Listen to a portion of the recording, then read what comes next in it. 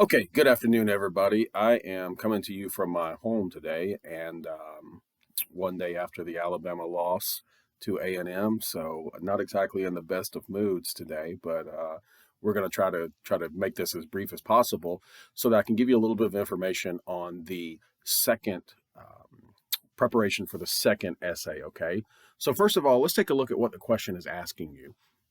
The question, and I have it right here on my computer. The question is asking you, how did America's Cold War policy, its military strategy in Vietnam, and the anti-war movement contribute to the loss in the Vietnam War?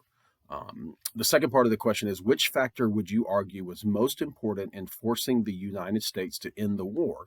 So we first need to look at those three different things in the first question, right? Cold War policy. What is the United States overall trying to achieve in the Cold War with primarily the Soviet Union, but with the global understanding that communism is a threat? Okay, that's what the United States is operating under from the end of World War II until the end of the Cold War in 1989 or 1991, however you want to date it. Okay, so a couple things to think about with that first one.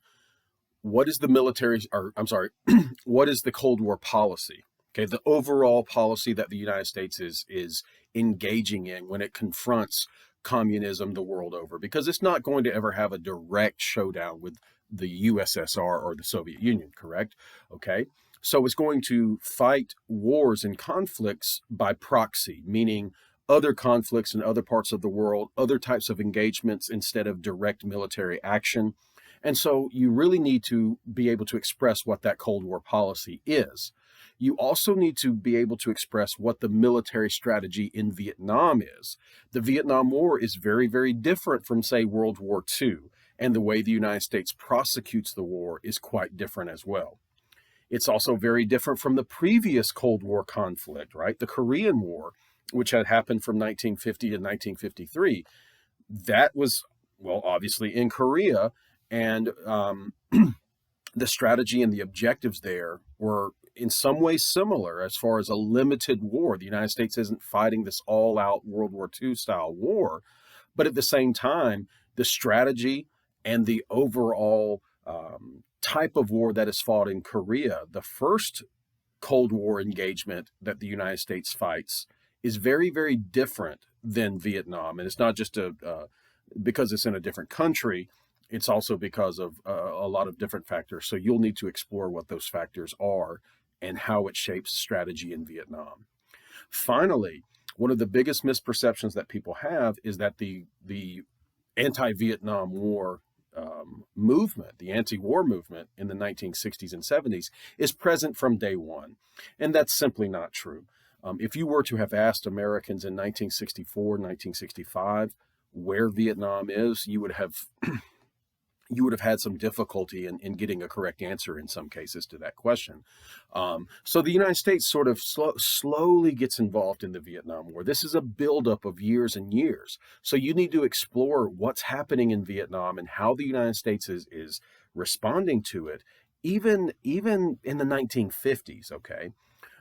Particularly when you get to the 1960s, however, especially under Kennedy, his administration, and under the Johnson administration, because Johnson, of course, is going to be the president that gets us involved in Vietnam directly with boots on the ground, as they say, combat troops, bombing campaigns.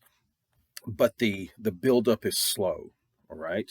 And you'll need to analyze the role of Vietnam coming out of World War II.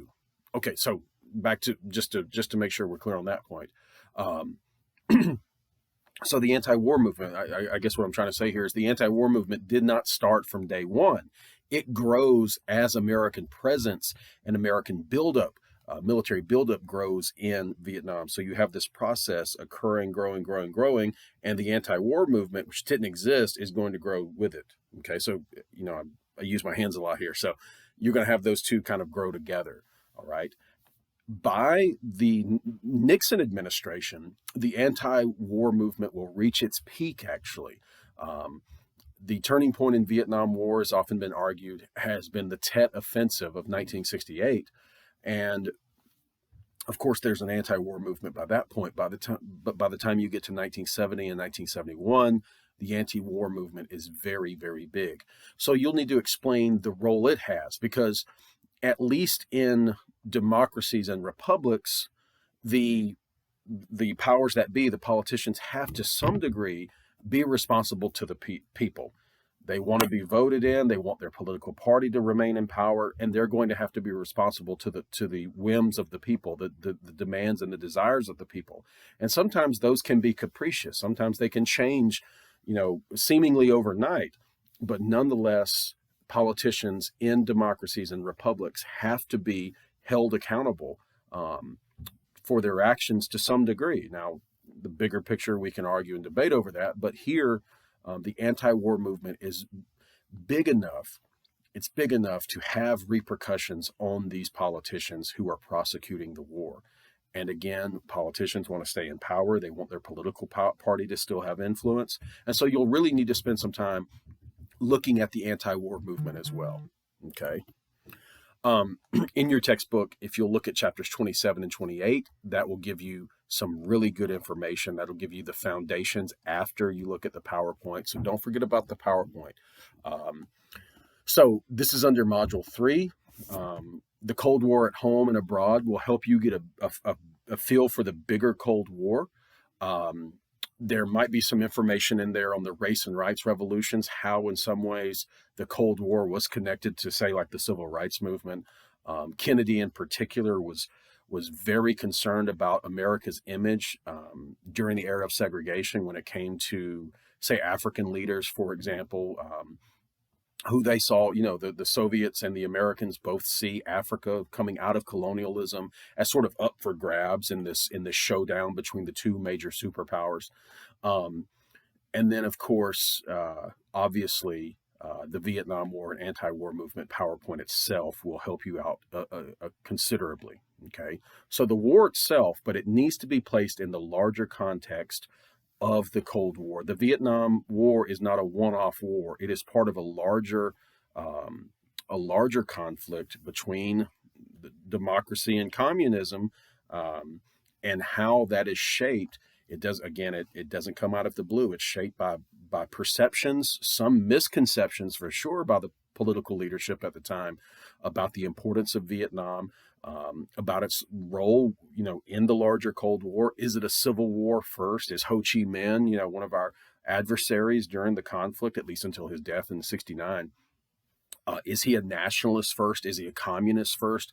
What are the objectives of the people who are sort of on America's side in the conflict?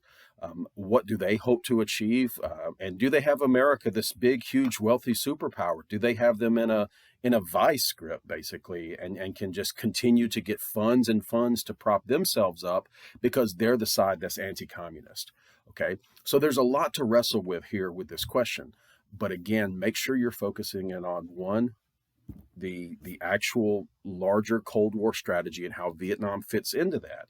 Secondly, make sure you're telling us the specifics of what is to be achieved, or what American administrations are hoping to achieve in Vietnam. And then how did the people, not everybody's an anti-war advocate, okay? There are still supporters of Vietnam, even, after 68 and 69 and even into Nixon's administration.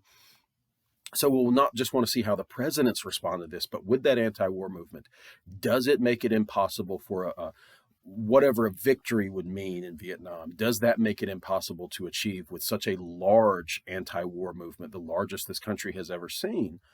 Does that make victory impossible? And what would victory have even looked like in Vietnam? What could we say? An ally who would need constant propping up, would constantly need basically taxpayer money to be able to handle that.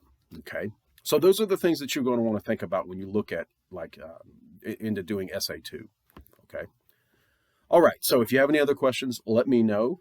You can always email me. You can always text message me. But otherwise, have a good rest of your day. Okay. Bye. Say bye. Bye.